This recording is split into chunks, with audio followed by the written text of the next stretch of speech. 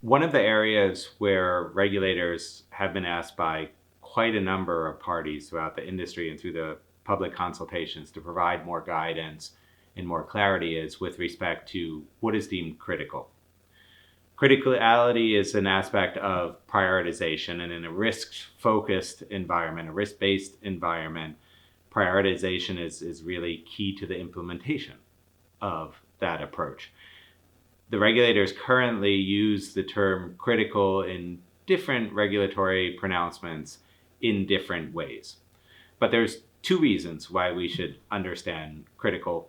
One is even the effort to document a decision that an entity is critical or not critical takes time.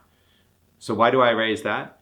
If we had a proposition or a presumption that an activity were critical, such as a core banking system, literally the software that runs the debits and the credits that are essential to the banking function. No one would doubt that that's critical, but should we take time to actually need to document that review and that decision? If there are presumption that that would be critical, it would relieve the banks to focus on the risk management aspects in that regard. When we do talk more broadly about principles where it's not such an obvious situation, meaning that there should be a default presumption, we can look at principles to help drive that decision. One is the potential monetary impact of a disruption. If a system were down, what would be the impact on that bank, to that bank's revenue, ultimately to the bank's profitability? Beyond a certain threshold, it can be deemed critical. And that threshold could be something that a board takes in terms of a risk management decision, in the same way that the executive and ultimately a board of directors overseeing that executive might take in terms of a credit risk exposure limit above a certain materiality, above a certain defined value, would be considered critical to the bottom line of the bank. Another aspect where the regulators will be focused is the impact on customers, especially retail customers and consumers. Put the situation this way. If a payment system disruption does not allow customers to withdraw funds from a bank, the bank is actually not at a loss because it's sitting on the money. It hasn't realized the credit risk in that regard. But the customers are certainly inconvenienced and will have opportunity costs in terms of what services they were looking to purchase with the funds that they were withdrawing. That is something that I think the regulators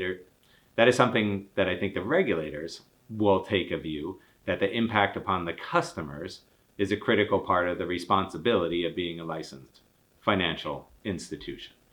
There's other aspects that might not easily fit into the categories or the principles of a monetary loss or a direct customer impact, and those are regulatory required functions such as transaction monitoring, OFAC monitoring, or an anti-money laundering monitoring, which the regulators rightly would say, in my view, that you cannot function as a bank when there's a disruption of that for an extended period of time, because you would be in violation of your risk management of those regulatory requirements. So those are three categories that I think are critical, that I think are important to understanding what the term critical means. Another category that has already been identified by the regulators but doesn't have a universal applicability is a function that would impact the stability of the entire country's financial institution. So that is something that would occur in the event of a failure of a systemically significant institution or a financial market utility, but not necessarily an individual smaller institution.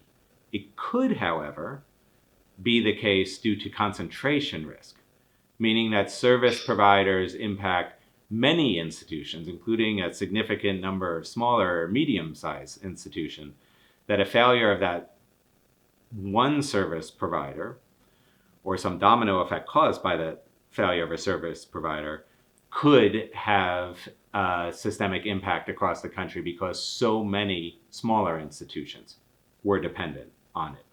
That's part of the biggest concerns for regulators today about knowing what they don't know.